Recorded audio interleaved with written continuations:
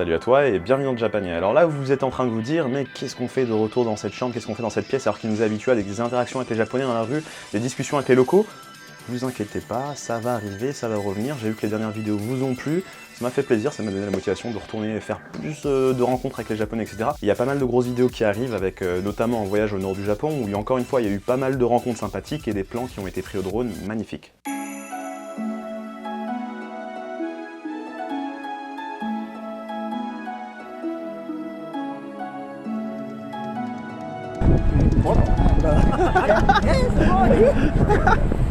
Nice to meet you. Nice to meet you. Baran brother. Really? Yeah, my brother.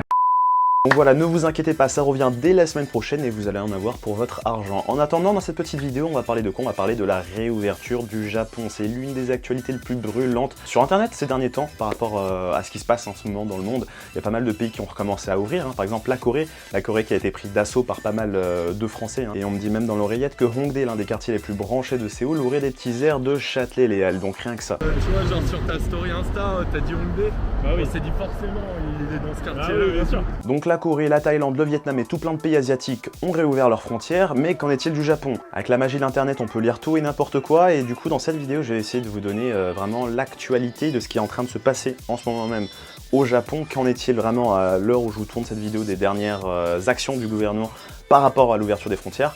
Et donc vous allez tout savoir sur quand est-ce que vous allez pouvoir remettre les pieds au Japon. Je vais répondre tout de suite à la question, le Japon est ouvert? Oui, mais. Voilà, il y a un très gros mais. On va revenir là-dessus juste un petit peu plus tard. Déjà, on va commencer par dire pourquoi, oui, le Japon a réouvert. Le Japon a réouvert à différents types de visas. Il a réouvert au visa étudiant. Vous savez que les étudiants étaient en attente pendant pas mal de mois, pendant pas mal d'années même. Mais maintenant, c'est possible. Depuis avril, il y a énormément d'étudiants qui ont pu arriver au Japon. Alors, bien entendu, il y a des seuils d'acceptation en fait chaque jour. Donc, tout le monde ne rentre pas au même moment, mais ça rentre voilà, petit à petit au compte-gouttes. Et il y a énormément d'étudiants qui ont pu arriver. Donc ça, c'est un type de visa. Deuxième type de visa où il y a eu pas mal d'entrées, ce sont les visas de travail. Donc si jamais vous avez réussi à trouver un travail au Japon, il est possible que votre entreprise japonaise vous sponsorise votre visa pour venir travailler au Japon. Troisième visa qui est à nouveau disponible, c'est le PVT, donc le visa vacances-travail. La seule différence par rapport à avant, c'est que cette fois-ci, il faut que le visa de PVT soit sponsorisé par une entreprise japonaise. Donc il faut qu'il y ait quelqu'un qui se porte garant pour vous. C'est un petit peu bizarre. Je trouve que ça va un peu à l'encontre de l'esprit du visa PVT, hein. Bon, après, ça reste plus facile à obtenir qu'un visa de travail, mais un petit peu plus difficile que le visa PVT de l'époque. Donc ces trois visas sont à nouveau disponibles et pas mal de personnes en ont déjà bénéficié, hein. On a pu voir sur ces dernières semaines au Japon, il y a eu plus d'une centaine de milliers de nouveaux arrivants. Et on le sent, hein, personnellement, quand je vais me balader à Shinjuku, quand je vais me balader à Shibuya, je sens qu'il y a des nouvelles têtes, il y a pas mal de nouveaux étrangers qui sont là, tout fraîchement débarqués, prêts à profiter pleinement du Japon 2 ans plus tard. Et maintenant, on va répondre à la question qui est sur toutes les lèvres, qu'en est-il des touristes? Alors pour les touristes, c'est encore fermé, mais en fait ces dernières semaines, il y a eu pas mal de pression de la part des autres pays qui ont essayé de faire pression sur le Japon pour qu'ils ouvrent à nouveau leurs frontières. Ils ont un petit peu cédé, puisqu'en fait, là maintenant, dans les semaines qui arrivent, le Japon va ouvrir ses frontières à 4 pays.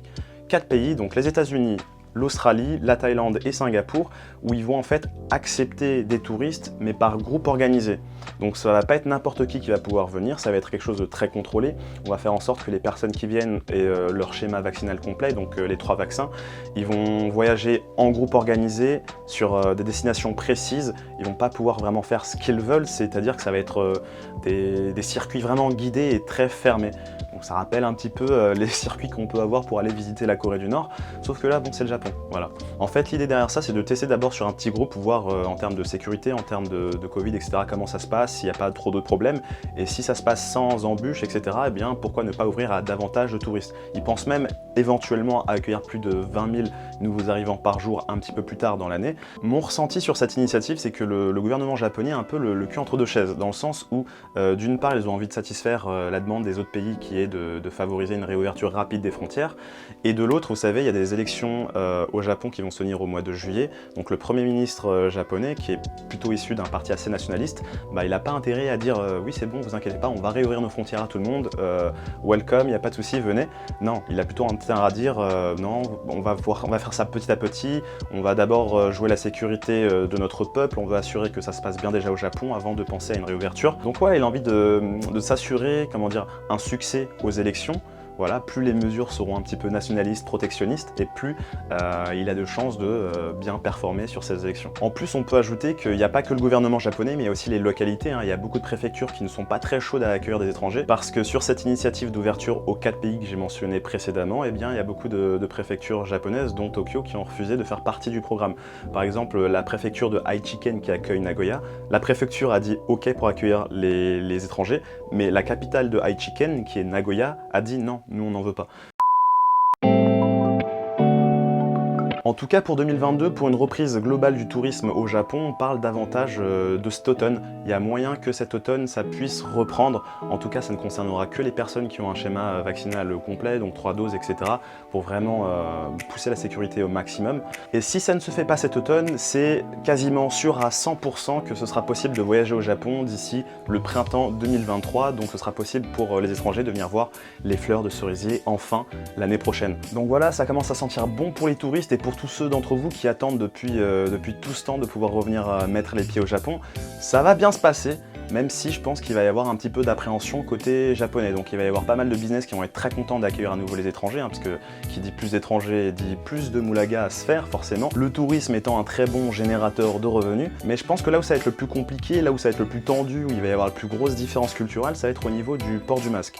Je sais qu'en France ou en Europe maintenant, il n'est plus obligatoire de porter le masque pour aller se balader, etc. Au Japon, si vous allez dehors, vous allez continuer à voir 95% des gens qui sont masqués. Alors, il n'y a jamais vraiment eu d'obligation de porter le masque au Japon, mais en fait, c'était fortement recommandé. Et du coup, en fait, chez les gens, c'est devenu quelque chose de naturel.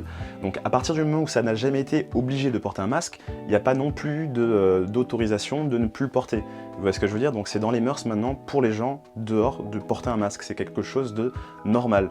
Donc, les étrangers, quand ils vont arriver au Japon, forcément, eux, ils vont pas vouloir peut-être ou avoir en tête de porter un masque. Et du coup, ça va faire une sorte de grosse différence entre tous les Japonais masqués d'un côté et tous les étrangers non masqués de l'autre.